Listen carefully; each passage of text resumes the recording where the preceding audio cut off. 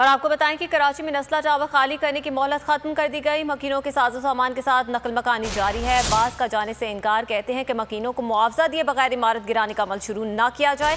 Supreme court के अहकाम के मुताबिक इमारत गिराने के अखराजात नस्ला टावर के मालिक से लिए जाएं। इमारत गिराने के लिए जदीद डिवाइसेज इस्तेमाल करें। यकीनी बनाया जाए नस्ला टावर गिराने के दौरान कोई नुकसान ना हो।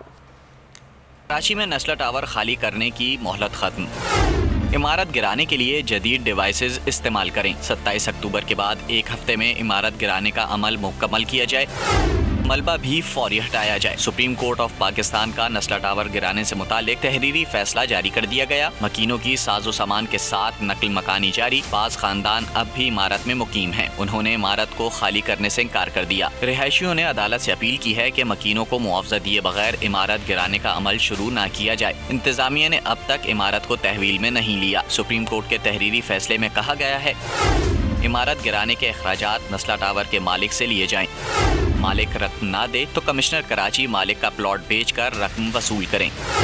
अदालत उज़्मा ने तहरीरी फैसले में हिदायत की यकीनी बनाया जाए कि नस्ला टावर गिराने के दौरान कोई नुकसान ना हो। इमारत गिराने के लिए वो तरीक़ेकार इख्तियार किया जाए जिस तरह दुनिया भर में इमारतें गिराई जाती हैं। सुप्रीम कोर्ट ने 25 अक्टूबर को समात में नस्ला टावर गिराने के लिए 7 रोज की मोहलत दी थी।